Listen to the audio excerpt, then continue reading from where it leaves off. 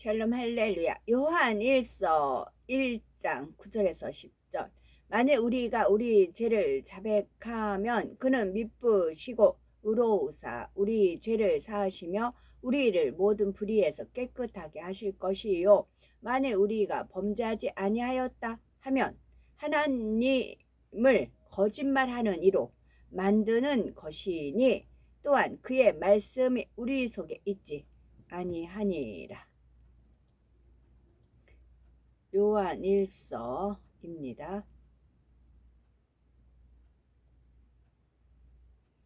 빛이신 하나님처럼 우리가 빛에 거하면 우리가 하나님과 사귐이 있고 예수님의 보혈을 힘입어 죄사함을 받습니다. 그러나 자신의 죄를 부인하고 자백하지 않으면 죄사함을 받을 수도 없고 구원과 상관이 없습니다. 여기서 죄를 자백한다는 말씀의 의미를 우리는 잘 이해해야 됩니다. 문자적으로 보면 자백한다는 것은 스스로 자기 죄를 고백한다는 뜻이죠. 그러나 하나님께서 말씀하시는 자백은 말로만 하는 것이 아닙니다. 고백과 함께 돌이키는 행함이 있어야 하죠. 이후로는 동일한 죄를 짓지 않아야 하고 그 죄성까지도 뿌리 뽑아 버려야 합니다. 어떤 사람들은 교회 다닌다 하면서도 세상 사람들과 똑같이 많은 죄를 짓고 살아갑니다. 속이고 다투며 혈기 내고 자기 유익을 구하며 어둠 속에서 살아가지요.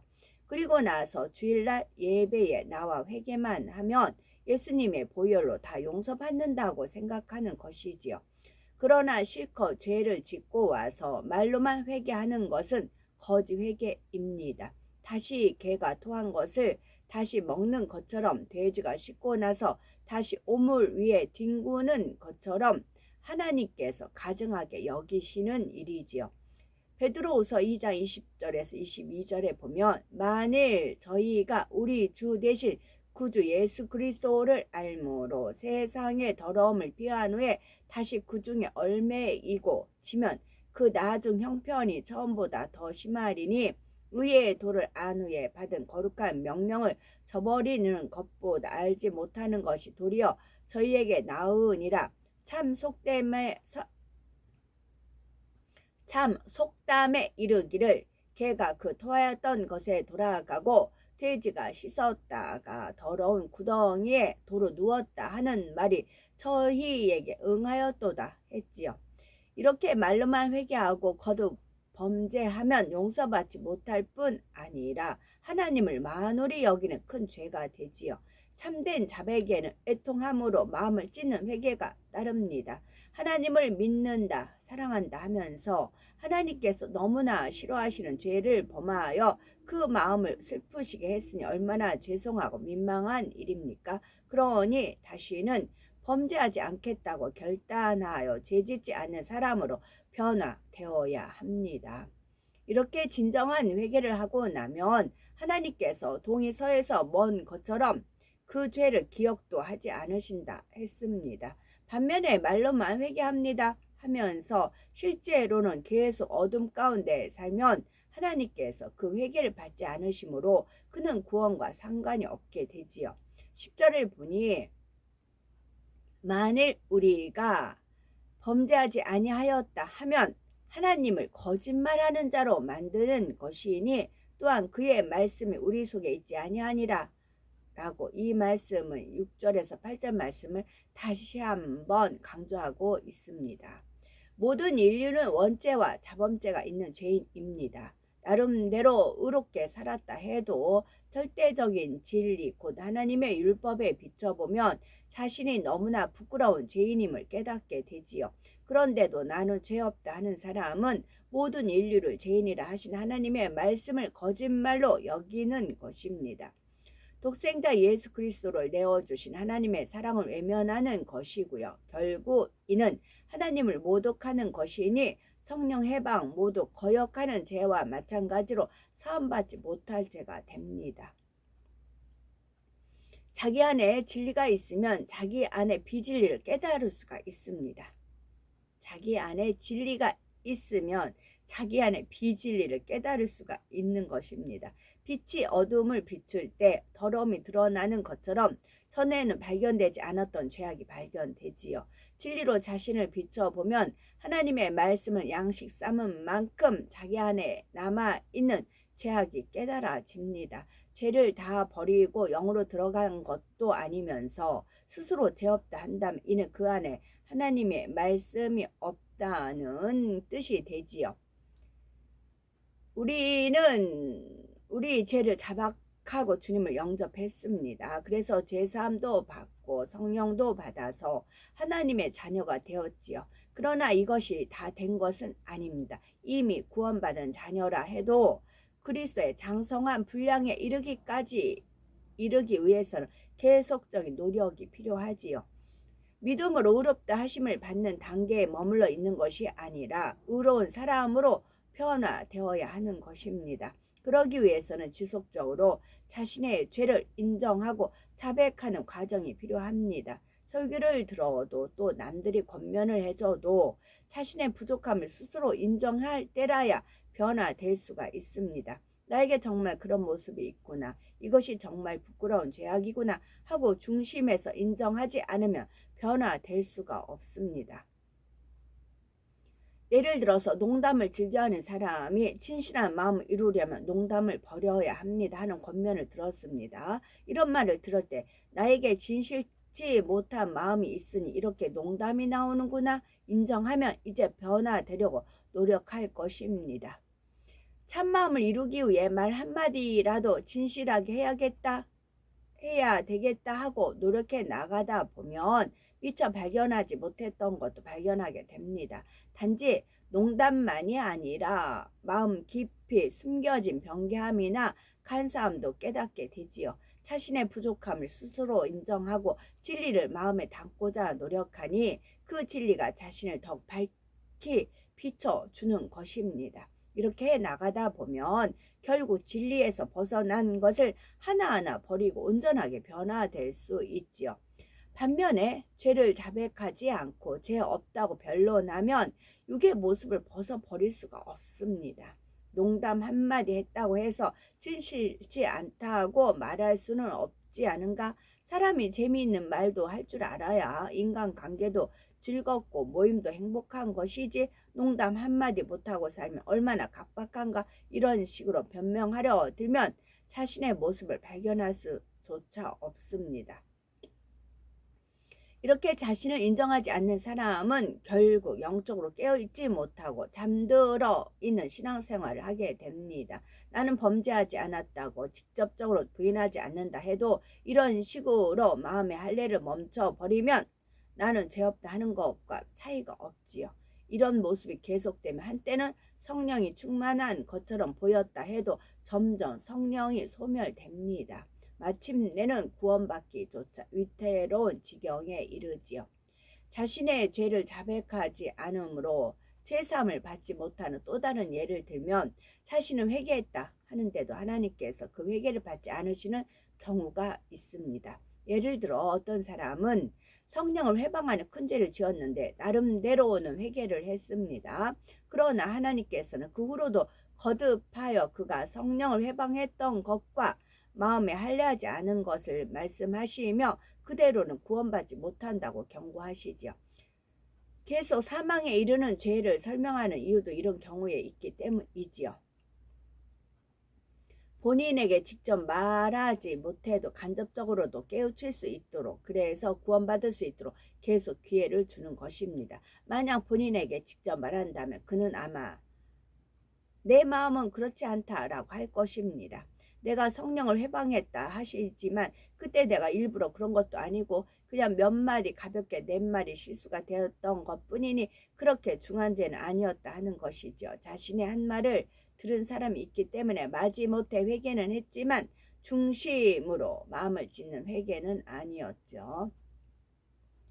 나는 이미 한번 회개했는데 왜 자꾸 지난 일을 들춰내느냐라고 할 수도 있습니다. 물론 우리가 중한 죄를 범했다 해도 진심으로 회개한 것은 하나님께서도 기억하지 않으십니다. 그러나 이 경우에 하나님께서 거듭 지적하시는 것은 그가 말로만 잘못했다 하지만 중심의 회개는 아니었기 때문이지요. 성령 해방 자체도 큰 죄이지만 사실 그런 큰 죄를 범하기까지는 이전부터 이미 하나님 앞에 여러 가지 죄의 담을 많이 쌓았기 마련입니다. 비유를 들어 어떤 아들이 아버지에게 욕을 하고 얼굴에 침을 뱉었습니다. 그렇게 행할 수 있는 아들이라면 그가 평소에는 부모를 어떻게 대해 왔을까요? 항상 부모를 공경하고 사랑해 왔는데 한순간에 실수로 아버지에게 욕을 하거나 얼굴에 침을 뱉을 수 있겠는지요? 그럴 수는 없습니다. 그만큼 부모를 존중하는 마음이 부족하고 평소에도 부모를 무시하는 행함이 있었음을 알 수가 있는 것입니다. 이와 마찬가지로 성령 해방의 경우도 그 한순간의 잘못만이 아니라 그런 행함이 있기까지의 자기 마음과 행함이 어떠했는지 깨달아 봐야 되죠. 평소에 교만과 사심이 있고 깨어있는 신앙 생활을 하지 못했으니 결코 해서는 안 된 말까지 하기에 이르는 것이죠. 그런 자신의 모습을 깨닫지 못하므로 나는 고의로 그런 것이 아니고 별로 큰 것도 아니었다 하고 자신을 인정하지 않는 것입니다. 나는 이미 회개하였고 이제 죄 없다 하지만 하나님께서는 계속 그를 향해 죄 있다 하시는 것입니다. 우리 안에 진리가 있다면 어떤 큰 어려움을 만난다 해도 하나님을 서운하게 만들 만한 말을 쉽게 하지는 못합니다. 때로는 이해되지 않는 일을 겪거나 감당하기 어려운 상황에 처할 때도 있지요. 이럴 때 원망이나 불평하는 사람은 너무나 믿음이 적은 사람입니다. 진리를 어느 정도만 알아도 하나님 앞에 담을 만들지 않으려고 차라리 입을 다물게 되지요. 만약 작은 것이라도 불의한 말을 하고 나면 그 마음이 너무나 공고합니다. 그 일이 생각날 때마다 마음이 아프고 하나님 앞에 민망하여 다시는 그러지 않으리라 마음에 다지고 또 다지게 되는 것이죠. 하물며 성령 회방하는 말을 했으면서도 실수로 그랬다거나 회개했으니 이제 지난 일이다 하고 가볍게 여길 수는 없지요. 참으로 회개했다면 마음을 찢는 통의 자복이 있어야 합니다. 그리고 이후로는 철저히 변화되어 삶 속에서 회개의 열매를 맺어야 합니다. 성령 회방하는 것을 회개했다 하면서도 여전히 교만과 사심을 못하는 경우 말씀드린 겁니다. 그 뒤로도 자기 마음에 맞지 않는 일이 있으면 서운함을 품기도 하지요. 하나님께서 주관하시는 일들에 대해 쉽게 불평하는 말을 내기도 합니다. 욕심과 거짓된 마음으로 섬김받고자 하여 주변 사람들을 힘들게 하면서도 자신의 악함을 깨닫지 못하죠. 또한 수시로 기도를 쉬면서도 이런 것이 그리 큰 죄는 아니라고 대수롭지 않게 여기지요. 그러니 하나님께서는 그 모습이 계속 변화되지 않으면 구원도 받기 어렵다고 말씀하시는 것입니다. 반면에 이런 분도 있습니다. 나름대로 생명을 다해 충성해 왔는데 교만에 대해서 권면을 받으면 즉시 통해 자복을 하고 회개하는 것이죠. 처음부터 무엇이 교만인지 깨달아서 그런 것은 아닙니다. 아직 자신의 교만을 깨닫지 못할 때도 또 주님을 신뢰하지 못했기 때문에 그 말을 인정하고 열심히 회개하는 것을 찾는 것이죠.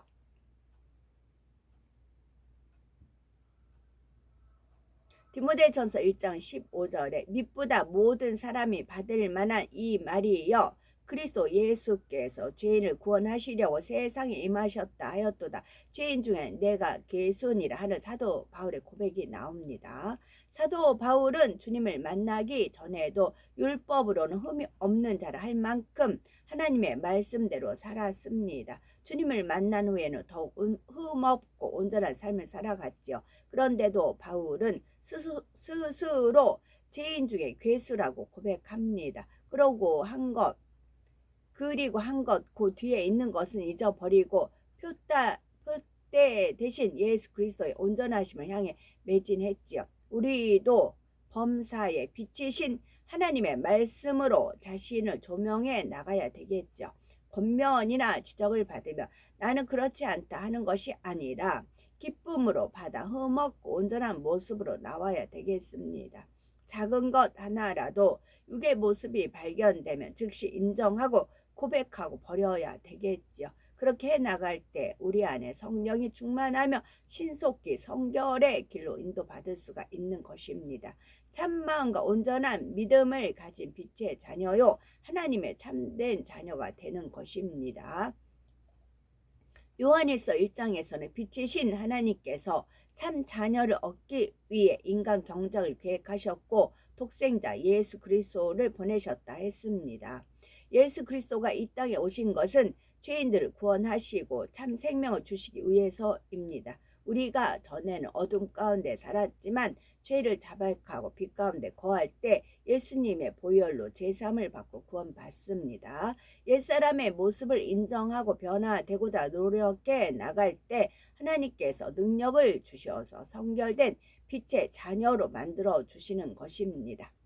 마태복음 5장 14절에 보면 너희는 세상의 빛이라 했고, 마태복음 5장 16절에는 이같이 너희 빛을 사람 앞에 비추게 하여 저희로 너희 착한 행실을 보고 하늘에 계신 너희 아버지께 영광을 돌리게 하라 말씀하셨죠.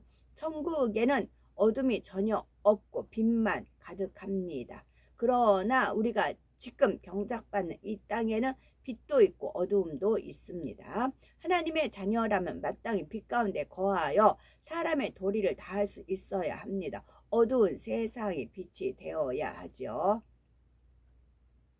우리가 더 밝은 빛 가운데 거할수록 하나님과는 더 깊은 사귐이 됩니다. 성령의 감동 속에 더 깊이 교통할 수가 있고 하나님의 마음과 뜻에 대해 더 밝게 알 수가 있지요. 영육 간에 더 큰 축복을 받을 수 있고 하나님께서 범사에 우리와 함께하며 보장하는 증거가 따릅니다. 이렇게 하나님과 사귐이 있는 삶이 얼마나 복되고 즐거운 삶인지 우리는 체험하시면 좋고요. 아무리 육적인 쾌락과 즐거움을 누린다 해도 하나님과의 사귐 속에서 누리는 영적인 즐거움과는 비교할 수가 없습니다. 자신을 부인하고 옛사람을 벗어버릴 때 위로부터 임하는 기쁨과 행복은 너무나 큽니다. 더구나 성령의 인도와 주관 속에 매 순간 형통함을 체험하며 살게 되니 얼마나 감동이 되겠는지요.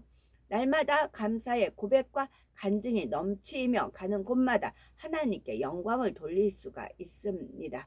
직장에서도 형통함을 받으며 가정 복음화도 신속히 이루어질 것입니다. 우리가 빛이 밝을수록 우리의 빛이 밝을수록 우리를 만나는 사람들에게도 어둠을 물리쳐 줄 수가 있습니다. 우리가 누군가를 상담해 줄 때 상대의 문제가 해결되어 시원함을 받게 되고요. 또 상대에게서 육신의 생각과 부정적인 느낌들을 물리쳐 주어서 진리로 행할 힘을 북돋아 줄 수가 있습니다. 특히 주의 종이나 일꾼 되신 분들은 이런 권세와 능력을 더욱 사모하실 것입니다. 우리가 더 힘쓰고 애써 온전히 밝은 빛 가운데 거하여 빛 대신 하나님을 닮아야 되겠죠. 그래서 주와 같이 길 가는 거 즐거운 일이 아닌가 하는 찬양 가사처럼 하나님과 우리 주님과 사귀는 즐거움 항상 누리는 우리가 되어야 되겠습니다. 아멘. 이 말씀이 성령의 감동 가마 속에서 대언해 나온 말씀이에요. 마치 하늘쌤이 원수마귀 사단 루시퍼의 삐리삐리 사주를 받아서 의인을 악인을 의인으로 이렇게 해서 계속 나오잖아요. 이거는 성령의 감동함 속에서 나온 말씀이에요. 이 말씀으로 저도 양육을 받았고 신 목사님도 양육 받고 그 이제 이 목사의 딸도 이제 양육을 받아서 셋이 똑같이 말씀을 지금 나가고 있어요. 저도 말씀을 읽어드리고 신 목사님 1년 정도 이제 1년 7개월 정도라고 하신 것 같아요. 지금 잠시 멈췄다고 그 말 나오더라고요. 이제 한 걸 제가 이제 계속 저도 너무 은혜가 되니까 들어도 은혜가 되고 공부할 게 있어서 시간 나는 대로 이제 보통 5분 6분 정도만 되면 이 카톡에 안 올라가거든요. 그래서 제가 구분해서 이제 올립니다. 세 사람이 똑같이 성결의 말씀으로 양육을 받았습니다. 그랬을 때 손인춘분이 그 M교회 이목사는 이제 아니다 해서 결정을 내리신 겁니다. 결정을 내리셔서 교도소 들어가기 전이었어요. 내리셨고, 그럼 후계자로 신목사하고 그 딸하고 누구겠느냐라고 물어보셨어요. 내 마음으로는 저는 신목사였으면 좋겠지만 그 체제를 보면 그 딸이 수장이 될 것 같아요. 딸이겠죠라고 했어요. 그렇지라고 넘어가셨어요. 근데 하나님 어떻게 역사하셨어요? 그래서 얼마 전에 그 딸이 한 설교를 들어봤어요. 욥기를 설교를 하는데 욥기는 이렇게 기록화가 되어 있지 않아요. 근데 말끝마다 당회자님 자기 아빠를 넣어요. 당회자님 이랬고 당회자님 이랬고 당회자님 이랬고 그래요. 실시간도 들어가 봤어요. 실시간도 들어가 보고 그랬는데 그래요. 그러니까 우상이에요. 자기 아빠가 우상이 거선 이제 당회장이 우상이에요. 근데 우상은 아니잖아요. 근데 신목사님 같은 경우는 이게 아닌 걸 거서 이제 통해 자복을 해서 이제 돌이켰잖아요. 완전 깨끗이 돌이켰잖아요. 그리고 오로지 하나님 진리의 말씀만 붙여짰잖아요. 그래서 제가 알기로는 온영으로 알고 있어요. 그 세우살렘이고 알고 있어요. 그래서 하나님께서는 저한테 물어보셨으니까 손을 인친 분이 두 사람 물어봤는데 두 사람 다 수장 노릇을 이제 나름대로 말씀을 지금 선포를 합니다. 제가 가장 안타까운 것이 성결의 말씀이었어요. 제가 밑바닥을 치고 살면서 이 말씀을 몰랐기 때문에 그런 삶을 살았더라고요. 그래서 34세 때 이 말씀을 대하고 나서 이 말씀을 붙들고 달려가니까 하나님이 만나 주셨거든요. 그래서 어디서도 만나볼 수 있는 그런 말씀입니다. 그래서 저도 읽어드리고 신목사님 한 것도 제가 이제 열심히 올려드릴 겁니다. 그러니까 열심히 양식 삼으시고 아멘으로 받으시고 이 말씀대로만 준행해 가보세요. 그러면 하나님을 빛 가운데 완전히 그 영계의 빛 가운데 어느덧 내 자신도 모르게 들어가 있습니다. 하나님이 말씀이시고 말씀 하나님이시고 또 회전하는 그림자도 없으시고 온전한 빛이시기 때문에 그렇습니다. 근데 그 수장된 딸이 말씀을 똑같이 읽어요. 거기도 똑같이 이게 이제 기록화가 됐기 때문에 그래요. 이 말씀 팀들이 있었어요. 그 대언의 말씀을 뚝뚝뚝 하면 그것을 이제 녹음하고 기록하고 그거를 이제 말씀에 이렇게 해서 그래서 설교 말씀이 나와서 이게 기록화가 됐어요. 그 총책임자가 신목사님이셨고요. 그래서 이 말투들이 저도 읽다 보니까 이분이 최종적으로 이렇게 하고 이제 그 이 목사는 당회장 이 목사는 그냥 읽는 거였어요. 쭉쭉 읽다가 자기가 체험한 걸 거기다 이제 곁들인 거에 불과한 거였고요. 결론은 하나님의 말씀입니다. 성령의 감동 감화 속에서 나온 대원의 말씀입니다. 신목사님 이걸 알기 때문에 뺄 건 빼고 이제 진리만 빛만 그렇게 해서 증거해서 말씀이 나가는 것입니다. 그래서 저는 저는 약간 부족했어요. 제가 좀 언울도 하지만 더 많은 걸 알려드리고 싶고 더 이제 이해하기 쉽게 좀 말씀드리고 싶은데 한계가 이게 왜냐면 이 기록된 것이 한계가 있어요. 요한이 있어, 뭐 창세기, 요한계시록 몇 편만 있어요. 이제 공간과 차원도 있지만 저는 더 많은 것을 들었거든요. 악한 영들의 세계, 욥기라든가 잠언이라든가 그런 것들이 많아요. 그래서 제가 3년 동안에 거기에서 개척 때부터 뭐 신목사님 20 몇 년 있었댔잖아요. 그 나온 그 테이프를 다 들었거든요. 하나도 안 빠뜨리고 하나에 1,000원씩 팔아요. 또 저희 그 다니던 데는 이거를 대여를 해줬어요. 하나에 100원씩 10개면 1,000원. 그 이제 테이프가 있어가지고 책장이 어마어마해요. 그래서 그걸 대여를 해줬어요. 그래서 저는 그거를 다 들었어요. 늘 귀에 꽂고 살았어요. 그래서 이제 하나님을 만날 수 있는 그런 빛의 길에 인도함을 받을 수 있었습니다. 신뢰하시고 이 말씀을 양식 삼고 달려가시면 이거는 그러니까 하나님의 말씀은 성령의 감동함으로 진 건 알잖아요. 이게 그렇게 되어 나온 말씀입니다. 저도 증인이고 신목사님도 증인이시고 그래요. 그래서 그런데 여기서 이제 그 딸 같은 경우 딸 수장 딸 같은 경우는 그 우상을 딱 세워버렸잖아요. 똑같은 말씀인데 자기 아빠를 우상으로 딱 세워버렸잖아요. 하나님이. 근데 신목사는 이게 우상이다 하고 거기서 빠져나왔잖아요. 근데 그 딸은, 그 집안 식구들은 자기는 아빠가 성령님이라고 하니까 얼싸 좋구나 그렇게 된 거죠. 그래서 그 나쁜 거는 다 빼버리고, 나쁜 건 빼버리고 온전한 것만 신목사님께서 이렇게 이제 증거해 놓은 게 있으시더라고요. 그래서 열심히 참이니까 진리니까 제가 너무 부족한 부분이 있어서 안타까웠어요.